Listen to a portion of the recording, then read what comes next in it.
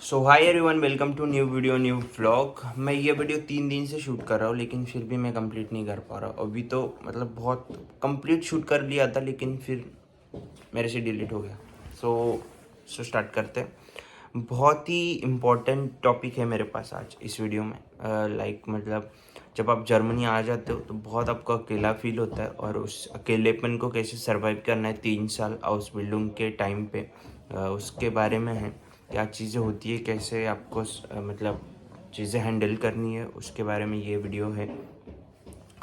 तो जैसे आप B1 करते हो, फिर मतलब लैंग्वेज का प्रिपरेशन करते हो, या फिर वीज़ा आपको प्लेसमेंट मिलता है, आपको वीज़ा मिलता है, उस टाइम में मतलब ये जो 1 साल का जो टाइम होता है, 1 साल का पीरियड होता है, उसमें भी स्ट्रगल है। बहुत चीज़ें आपको, आप एग्जॉस्ट हो जाते हो कि मैं मतलब क्या क्या कोर्स है ये, बहुत टाइम जा रहा है, ये सब चीज़ें आपके बहुत सारे पैसे इन्वेस्ट भी हो जाते हैं।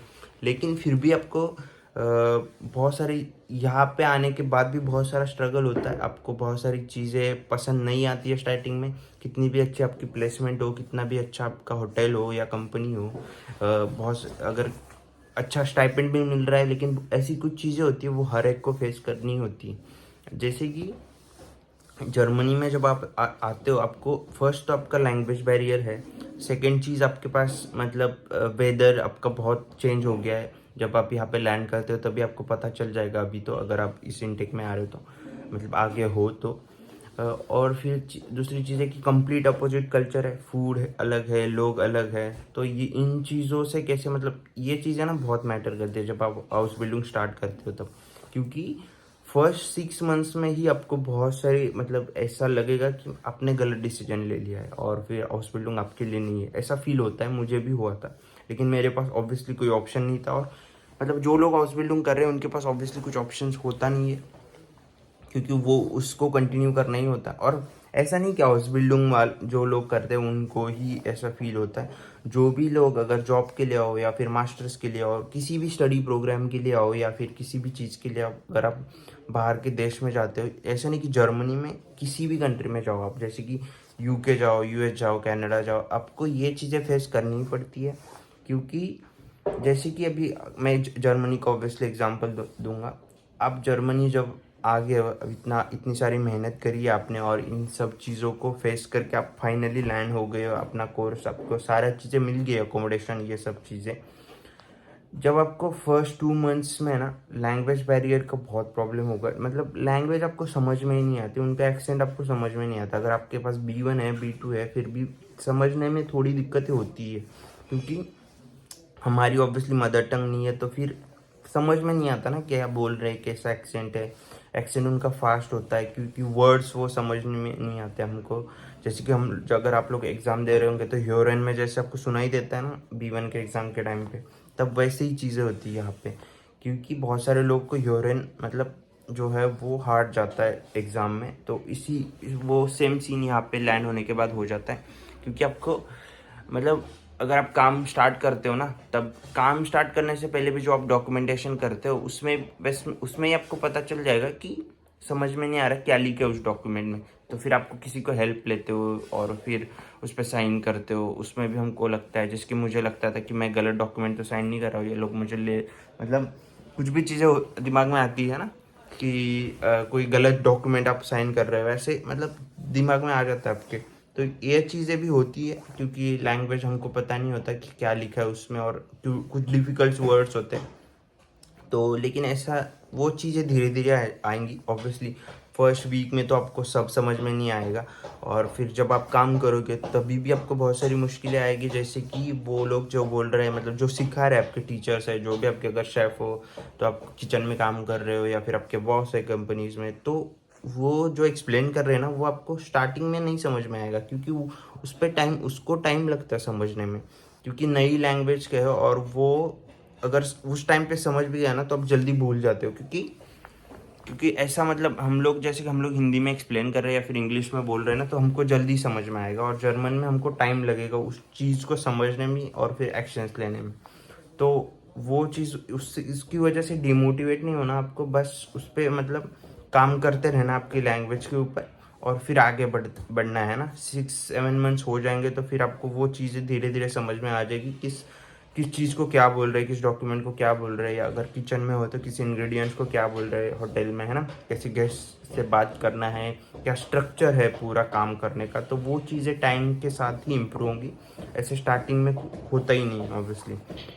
दूसरी चीज़ ये है कि वेदर की वजह से बहुत सारे प्रॉब्लम्स आपको आते हैं, क्योंकि एक तो चल रहा है B1 मतलब जो लैंग्वेज है उसकी प्रॉब्लम चल रही है, और साथ में आता है कि वेदर यहाँ का बहुत, मतलब अभी आ रहे हो तो बहुत ठंड होती है, बहुत बारिश होती है, समर इतना लंबा नहीं होता, 3-4 महीने का ही होता है, तो वो भी होता है, आपको सूट नहीं करता और फिर आप मतलब बीमार पड़ सकते हो। तो ये चीज़ें होती है, तो आपकी जो आपको बॉडी भी स्ट्रांग रखनी है, और सब चीज़ें एक साथ है ना, लैंग्वेज है, फिर वेदर का भी प्रॉब्लम्स हो रही है, आपको सर्वाइव करने में दिक्कत आ रही है, तो वो दोनों चीज़ है साथ में अभी। और उसके उसके साथ और एक चीज़ ऐड हो जाएगी, फूड आपको, जैसे कि आप इंडियन फूड बना रहे हो तो आपको ऑब्वियसली बनाना पड़ेगा, आप काम करके आओगे और फिर फूड बनाओगे, तो इसमें मतलब बहुत टाइम जाता है, आप भी थक भी जाते हो, और फिर अगर मार्केट से भी ले रहे हो तो वो जर्मन फूड मिलता है ऑब्वियसली। अगर आप ऐसी किसी जगह पे हो जहाँ पे इंडियन फूड मिल रहा है तो फिर सही है। अगर मेरे जैसे हो कि मतलब यहाँ पे तो इंडियन फूड नहीं मिल रहा, तो ये सब चीज़ें साथ में चल रही है, आपको सब स्ट्रगल साथ में करना है। और उसके बाद और एक चीज़ ऐड हो जाएगी अब, कि मतलब फ्रेंड्स नहीं बनते जल्दी जल्दी से, क्योंकि जर्मन लोग होते हैं वो ज़्यादातर प्राइवेट लाइफ पसंद करते हैं, मतलब कि अगर काम के टाइम पे आपसे थोड़ी बहुत बात कर ली, और फिर मतलब है ना, अगर अच्छे फ्रेंड्स है, अच्छे लोग हैं तो वहाँ पे तो और अच्छा है, लेकिन मोस्टली जो लोग हैं वो अपने वो प्राइवेट लाइफ ज़्यादा पसंद करते हैं ना, इतना बात नहीं करते, इतने जल्दी से फ्रेंडशिप्स नहीं बनती है, टाइम लगता है, वो लोग बहुत टाइम लेते हैं आपके साथ फ्रेंडशिप करने में।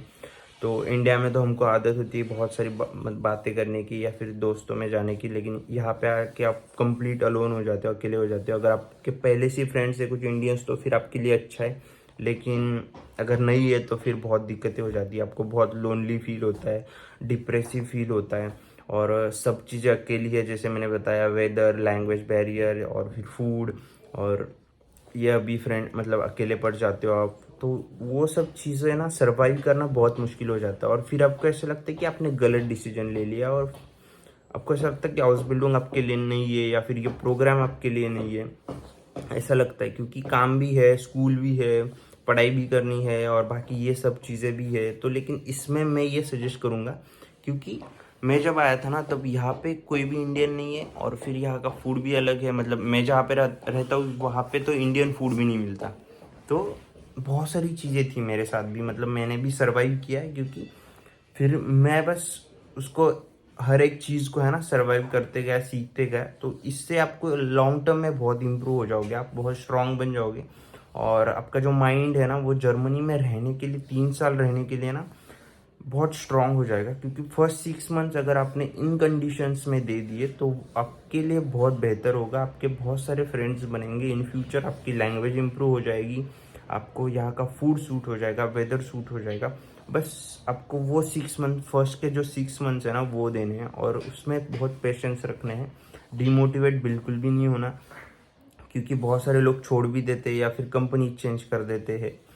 तो ये सब चीज़ें नहीं करनी है आपको, क्योंकि अगर आप ऑब्वियसली नई कंपनी में हो तो बेसिक से कुछ स्किल सीख रहे हो, तो आपको स्टार्टिंग में बहुत सारी मुश्किलें ऑब्वियसली आएंगी, लेकिन आपको बस उस पर जो मतलब जो आपका गोल है, जो भी आपको चीज़ें सीखनी है ना उसमें फोकस करना है। जैसे कि आप सरवाइव करने के लिए आप कुछ भी, आपकी जो भी हॉबीज़ है, अकेले जो चीज़ें कर सकते हो, या फिर आप भी स्टार्ट करो है ना फ्रेंडशिप। अगर वो लोग बात नहीं करने ना तो खुद आप ट्राई करो है ना, उनको मतलब बात करने की, फ्रेंड्स बनाने की, उनको दिखाओ कि आप कैसे किस टाइप के पर्सन हो, या फिर कैसे आप मतलब आपकी जो इंडिया के बारे में इंटरेस्टिंग चीज़ें उनको बताओ, तो ऐसे फ्रेंडशिप बनती है। क्योंकि फिर आप भी उतना एटीट्यूड दिखाओ कि वो भी लोग दिखा रहे हो, तो फिर वो नहीं जमेगा, और फिर आप और भी अकेले हो जाओगे।